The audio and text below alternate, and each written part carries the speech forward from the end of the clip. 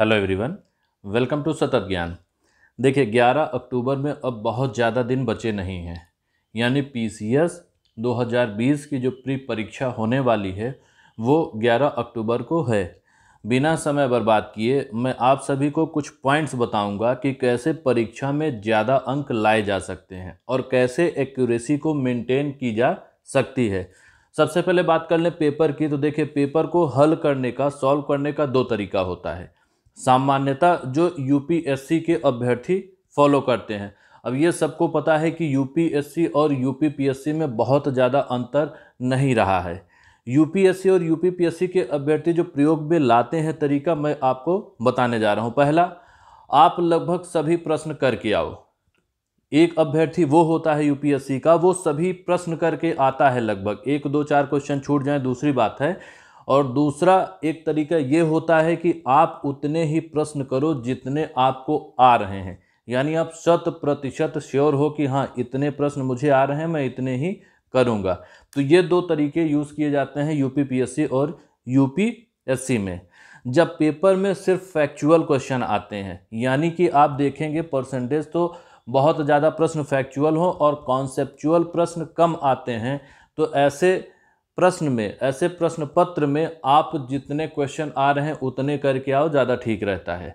लेकिन जहाँ कॉन्सेप्चुअल होता है, आप सोचो वहाँ पर आप वही प्रश्न करके आओ जो आपको आ रहे हैं, तो वहाँ पर बात नहीं बन पाती, क्योंकि आपको वहाँ पर गेस करना ही पड़ता है। और पीसीएस का जो पैटर्न पिछले 2-3 सालों से चल रहा है, उसमें आप देखेंगे तो फैक्चुअल और कॉन्सेप्चुअल दोनों तरह के प्रश्न आ रहे हैं। साथ में आप कहिए ये कि एनालिटिकल प्रश्न भी आ रहे हैं, मैचिंग के जैसे आप देख रहे हैं, कथन के प्रश्न देख रहे हैं, या फिर स्टेटमेंट दे दिया जा रहा है। ये बहुत सारे प्रश्न आ रहे हैं। तो एनालिटिकल आप ऐसे में सोचो कि आपको जितने आ रहे हैं आप सिर्फ उतने टिक करके आओ, तो उससे काम नहीं चलेगा। पेपर में सबसे पहले आपको एक राउंड में जितने प्रश्न आपके दिए हुए हैं, 150 प्रश्न में सभी प्रश्न को एक बार में आपको देखते चले जाना है। जो प्रश्न आपको 100% आ रहे हैं, यानी कि फैक्चुअल टाइप का है, आपको सबसे पहले उन प्रश्नों को अटेम्प्ट कर लेना है। और उसके बाद आप देखिए होता क्या है, जब हम कोई प्रश्न देखते हैं तो ज़रूरी नहीं है कि पहली बार में वो प्रश्न समझ में आ जाए।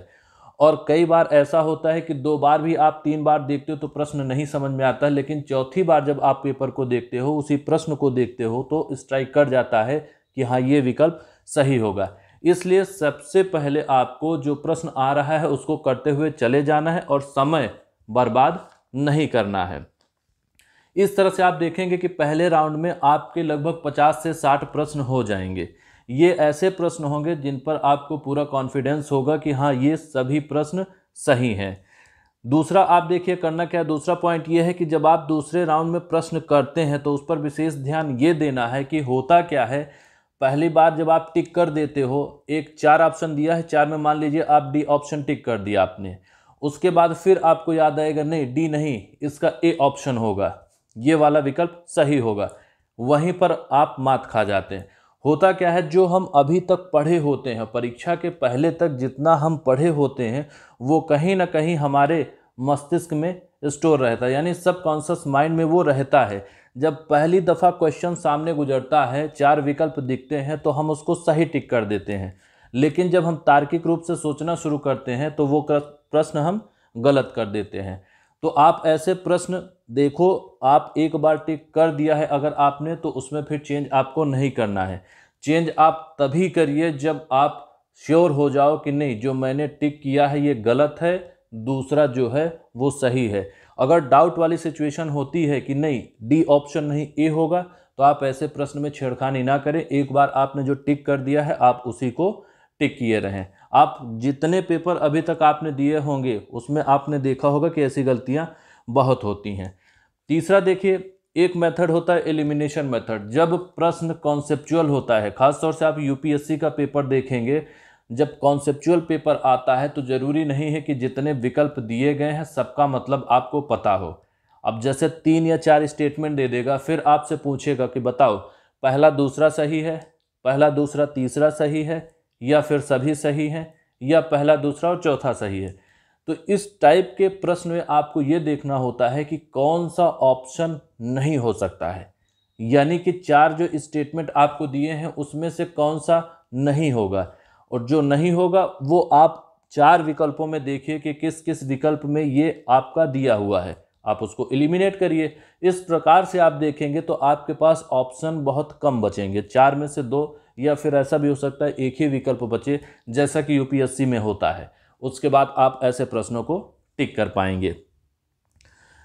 अगला पॉइंट यह है कि आपने जिस प्रश्न को कभी देखा ही ना हो और विकल्प के बारे में भी आपको बिल्कुल समझ में ना आ रहा हो, उसे आप क्रॉस कर दो, उस प्रश्न को अटेम्प्ट ही नहीं करना है। अभ्यर्थी करते क्या है कि जब शुरू करते हैं एक बार पेपर को सॉल्व करना, तो जितने प्रश्न होते हैं वो एक आदत सी बन जाती है कि नहीं इसको भी करना है, टिक लगाते हुए चले जाते हैं। होता क्या है कि प्रश्न आपको कहीं ना कहीं से लगता है कि हाँ ये हो जाएगा, बट आप प्रश्न को देखे नहीं रहते कभी।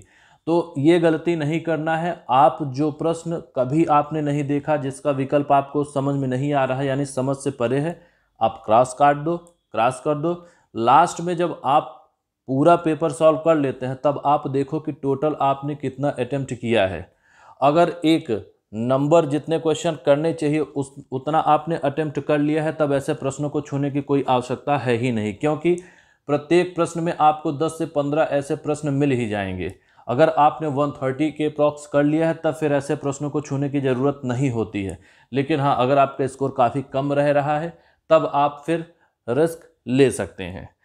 कट ऑफ की बात की जाए तो देखिए, जितने पेपर होते हैं कट ऑफ लगभग 70% के आसपास ही जाती है। अगर पेपर इजी आ जाता है तो कट ऑफ थोड़ा हाई चली जाती है, और पेपर टफ आ जाता है तो कट ऑफ इससे नीचे आ जाती है। तो आप 70% की अगर बात करो 150 में, तो अप्रॉक्स आपका 105 to 10 ऐसा मान लो आप। तो 110 अगर आपके प्लस हो जा रहे हैं क्वेश्चन 100% वाले, तब तो आपको कोई रिस्क लेने की ज़रूरत ही नहीं है, अगर पेपर अच्छे लेवल का है। तो इस प्रकार से आप देखेंगे कि आपको 120 तक करना है। ये 120 फिक्स नहीं है, पेपर के लेवल पर डिपेंड करना है कि आपको 130 भी करना है या फिर आपको 140 तक भी ले जाना है। वो पेपर के लेवल पर डिपेंड करेगा। अगर पेपर का लेवल टफ आ जाता है तब आप हो सकता है कि 90 भी पहुंच जाओ। तो इस प्रकार से आपको अटेम्प्ट करना है पेपर को एनालिसिस करके। ऐसा नहीं है कि आपको पेपर ईजी लग रहा है तो आप टिक करते हुए चले जाओ। ऐसा कभी कभी क्या लगभग हो जाता है कि पेपर में बैठा अभ्यर्थी पेपर समझता है कि हाँ टफ है, इजी है, तो वो समझ में कम आता है। अगर क्वेश्चन आ रहे हैं तब इजी है, नहीं आ रहा है तो वो टफ हो जाता है। तो ये एक सिंपल ट्रिक थी कि हाँ इस प्रकार से आपको पेपर करना है। अब RO 2016 की बात कर ली जाए तो देखिए, रिजल्ट बहुत जल्द आने वाला है। लगभग 10 दिन के अंदर आपका रिजल्ट आ जाएगा, और कट ऑफ की जिस प्रकार से आप देख रहे हैं बताया जा रहा है कि 125 प्लस जाएगी, तो 125 प्लस नहीं जाने वाली है। जिस प्रकार से जितने अभ्यर्थियों ने परीक्षाएं दी हैं, मात्र 33% अभ्यर्थियों ने परीक्षा दी हुई है। 2017 का जो कट ऑफ है, अगर उस हिसाब से देखा जाए, एनालिसिस की जाए, तो कट ऑफ कतई 115 +-2 से ज़्यादा नहीं जाएगा, यानी कट ऑफ 115 +-2 के अराउंड ही रहेगा। RO 2020 की अगर बात की जाए तो देखिए, विज्ञापन के नवंबर माह में जारी करने की पूरी संभावना है, जिसमें अच्छे खासे पदों की संख्या भी आ रही है। इसलिए ऐसे अभ्यर्थी जिनका RO 2016 ठीक नहीं हुआ है या जो अभी फ्रेशर हैं, उनके लिए एक अच्छी अपॉर्चुनिटी है कि बहुत लंबे वक्त के बाद वैकेंसी आ रही है, तो उन्हें PCS की परीक्षा देने के जस्ट बाद से प्रिपरेशन शुरू कर देनी चाहिए। PCS 2020 में पदों की संख्या में बढ़ोतरी की बात अगर की जाए तो मैंने एक वीडियो 4 दिन पहले बनाया था, जिसमें मैंने बताया था कि पदों की संख्या में बढ़ोतरी कर दी गई है। लगभग 700 प्लस टोटल पोस्ट हो जाएंगी, और आज के पेपर में भी ये निकला हुआ है कि हाँ उसमें पेपर आप देखेंगे तो पेपर में पदों के बढ़ने की बात कही जा रही है। मैं आपको दिखाता हूँ। देखिए, PCS 2020 में बढ़ सकती है पदों की संख्या। उत्तर प्रदेश लोक सेवा आयोग की PCS 2020 की भर्ती में पदों की तादाद और बढ़ सकती है। आयोग ने PCS के 252 और ACF RFO के 12 सहित कुल 264 पदों के लिए आवेदन मांगा था, और भर्ती में नियम है कि प्रारंभिक परीक्षा का परिणाम आने तक विभागों से अधियाचन मिलने पर पद बढ़ जाएंगे। तो यहाँ पर पदों में बढ़ोतरी होगी, मैंने आपको पहले ही बता दिया था। तो देखिए, ये कुछ न्यूज़ थी, कुछ टिप्स थी कि पीसीएस का परीक्षा जो प्री की 11 अक्टूबर को होने वाली है, उन अभ्यर्थियों के लिए आप लोग अच्छे से पढ़ाई करिए। Wish you very all the best. Paper को फोड़ कर आना है। जय माँ भारती। Thanks for watching.